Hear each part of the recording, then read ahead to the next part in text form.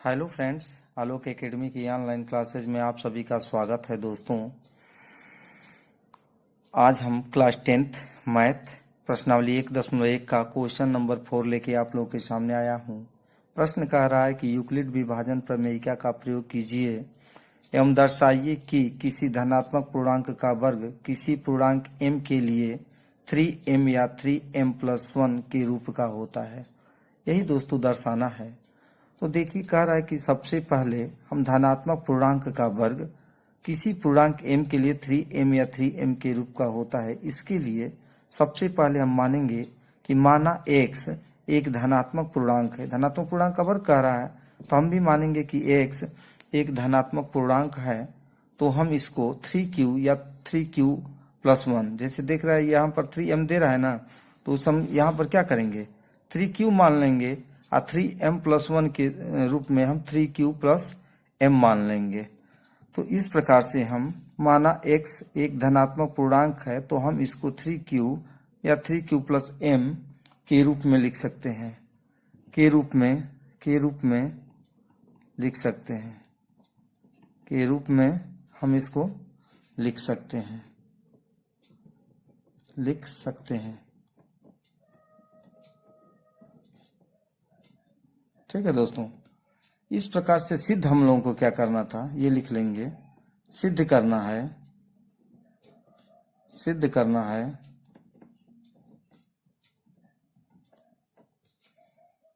कि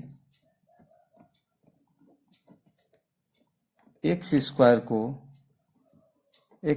को 3m या 3m+1 के रूप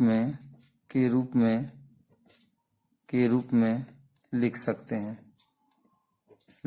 हैं। यही हम लोग को दोस्तों सिद्ध करना है। ध्यान रखेंगे।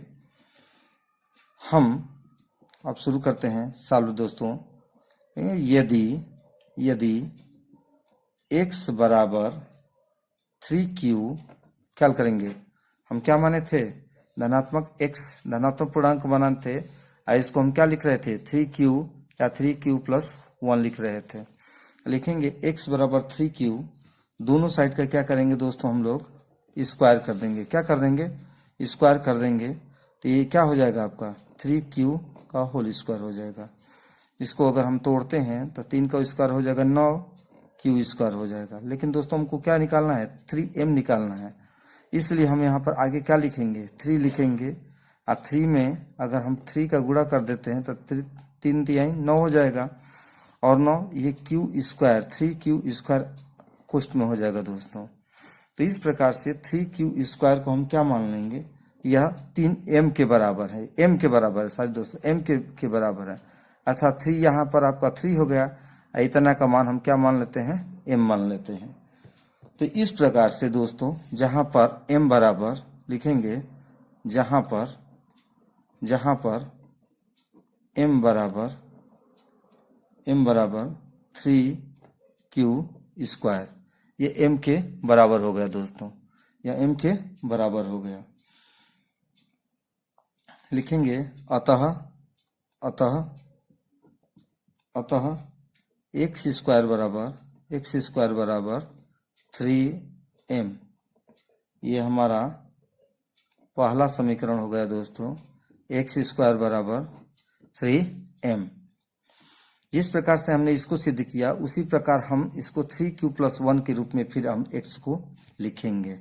क्या करेंगे दोस्तों, फिर लिखेंगे कि x बराबर 3q+1। फिर दोनों साइड का हम क्या करेंगे दोस्तों, स्क्वायर करते हैं। तो हो जाएगा आपका x स्क्वायर बराबर, ये a + b पर टूटेगा, 3q+1 का क्या हो जाएगा, स्क्वायर हो जाएगा। अर्थात a स्क्वायर यानी 9q स्क्वायर हो जाएगा, और b स्क्वायर का मतलब 1 का स्क्वायर 1, 2 गुणे a की जगह पर 3q और b की जगह पर 1 हो जाएगा दोस्तों। इसको अगर हम हल करते हैं दोस्तों, तो ये क्या हो जाएगा आपका, इसको हल करेंगे तो ये आपका दोस्तों हो जाएगा 9q को छोड़ देंगे उसी तरह से, अगर तोड़ते हैं इसको तो 3, क्यों हमको 3m+1 लिखना था, 3m+1 लिखना था, तो हम 3 यहाँ पर बनाएंगे और उसके बाद 3 × 3q² हो जाएगा। ये दोस्तों क्या हो जाएगा, 3q² हो जाएगा। अब +2ab वाले को यानी इतना पोर्शन हम आगे लिख देंगे दोस्तों 2 × 3q × 1, और जो b² था इसको हम लास्ट में लिखेंगे 1 लिख देंगे। अब इतना देखेंगे दोस्तों, ये ध्यान देंगे, यहाँ पर 3 अगर कॉमन ले लेते हैं, केवल 3 कॉमन ले लेते हैं तो ये आपका क्या हो जाएगा, 3 हो जाएगा। और यहाँ पर हो जाएगा आपका 3q² + 2, 3 कॉमन ले लिए हैं दोस्तों, तो यहाँ पर ये आपका q बच गया, और यहाँ पर +1 पहले से ही ये है। अर्थात इतना जो है दोस्तों जो आ रहा है, हम इसको क्या लिख देंगे, m लिख देंगे। क्या लिख देंगे, इतना m लिख देंगे, अर्थात 3m+1। ये हमारा क्या हो गया दोस्तों, दूसरा समीकरण हो गया। इस प्रकार से हम लिखेंगे जहाँ m बराबर, जहाँ एक, ये कितना था दोस्तों, ये x² के बराबर था, ऊपर लिखा गया था, यहाँ पर x² के बराबर था। जहाँ m बराबर 3q² + 2 आपका q, जबकि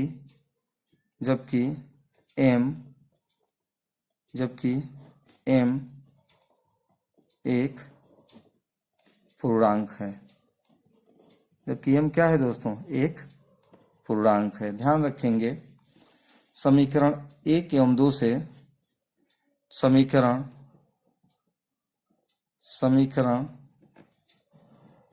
1 एवं 2 से, यानी x² बराबर यहाँ पर दोस्तों जो है x² बराबर 3m और x² बराबर 3m+1, 3m+1 हम क्या कर सकते हैं, लिख सकते हैं। अतः लिखेंगे, अतः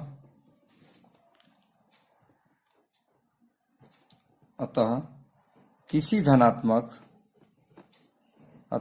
धनात्मक पूर्णांक का वर्ग, किसी धनात्मक पूर्णांक का वर्ग किसी पूर्णांक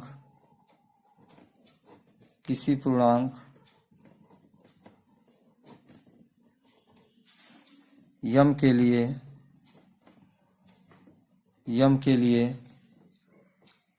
3m या 3m+1 के